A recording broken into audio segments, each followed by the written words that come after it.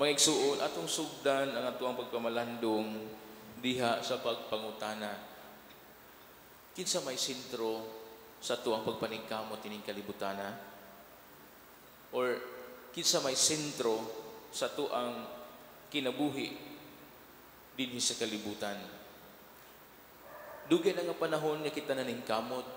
Siguro uban nato dinhi dugay na nga nanarbaho aron makahatag og maayo diya sa pamilya, makapakaon diya sa pamilya, or naningkamot aron matuman ang gusto sa kinabuhi. Apan sa atong pagpaningkamot, unsa may mas labing mahinungdanon? Ang atuang pagkabot sa mga material nga butang ining kalibutana o ang Dios? Ang atuang pagkabot sa mga butang nga lumalabay lamang o apil na nato pagkabot ang mga butang nga mo'y magdala ka nato ngadto sa kinabuhing dayon? Siguro mo kini atong pamalandungan karon. Diha sa tong pagpaningkamot, diha sa tong pagpanarbaho, diha sa tuang pagpangandoy nga kita mabuhi, pagpangandoy nga kita makaangkon og mga maanindot o hamugaway nga kinabuhi. Hinaot unta nga ato ang giapil ang Dios. Hinaot unta nga siya ang sentro ni ining tanan. Kay kun ang mga kalibutanon lamang mga butang, ang mga butang nga lumalabay lamang ang gitagaan nato og sentro sa atong kinabuhi, then mamiligro kita niini. Mamiligro kita niini tungod kay kini mga butang nga dili man kini mulungtan. Mao nang diya sa ebanghelyo, ang mga tao nagsunod-sunod kay Kristo. Dili tungod kay nakasabot sila sa iyang mga pagtulunan. Nagsunod-sunod sila kang Jesus tungod kay ganahan sila nga mutan-aw sa mga milagro ni Jesus. Ganahan silang mutan-aw sa mga ipagbuhat ni Jesus. O sa ilang pagsunod-sunod kay Jesus, nangabusog man sila, kay ipakaon man sila ni Jesus. Apan, gisultihan sila ni Jesus, og lain sa mga pagtulunan. Mingon siya, sultihan ko kamo, nangita kamo kanako, kay nakakaon man kamo sa paan nga nakabusog, og di tungod kay nakasabot kamo sa akong ipangtudlo kaninyo. Nakasabot kamo sa akong pagtulunan. Nakasabot kamo sa kuang kasuguan.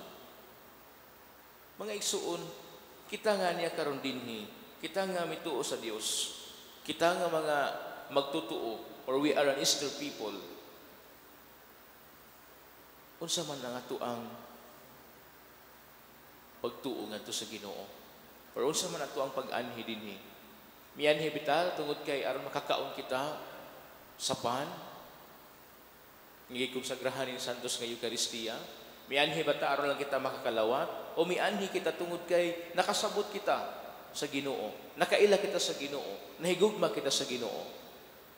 Mianhi kita tungod kay sa atong kasing-kasing ato ang gitagaan og sentro ang Dios. Atong gitagaan og sentro ang pan nga makabuhi gayud kanato, ang pan nga maghatag kanato kinabuhi nga walay katapusan.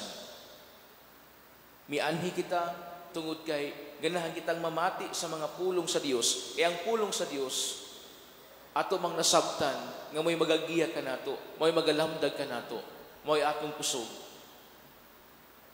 Mga igsuon, kini mga butanga, kini ang atong Ginoong Hesukristo karon, nagpahinumdum usab kanato, dili lang sa mga tao nga nagsunod-sunod kaniya. Gipahinumduman kita sa tuang pagka-Kristiyanos. Gipahinumduman kita sa tuang magtutuo sa Ginoo. Unsa man gayud ang sentro sa tuang tagsa-tagsa sa kinabuhi? Ato bang gipalabaw? Ato bang gitagaag dakong bili ang Dios, ang pan nga maghatag kanato kinabuhing dayon? O ang mga kalibutanon butang nga lumalabay lamang?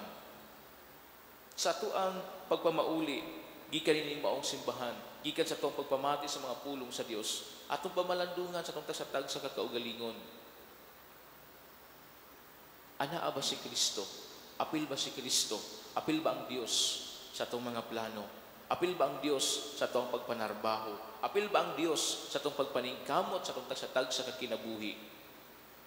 Ato ba sa gihimong gabay? Ato ba sa gihimong kauban sa tanan nato mga plano, mga ambisyon, mga pagpaningkamot nining kalibutana.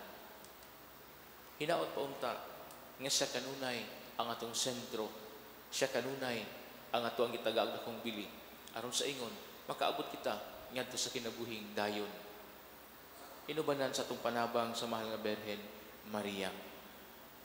Mga igsuon, maningkamot kita niini o pangayo nato ang lamdag sa Espiritu Santo nga kanunay kitang makakita sa kamatuuran, kanunay kitang makita sa matarong nga dalan aron sa ingon dili kita mahimulag o dili kita madani sa mga butang nga lumalabay lamang. Atong palabon, atong tagagdakong bili ang mga butang nga magdala kanato ngadto sa kaluwasan. Amen.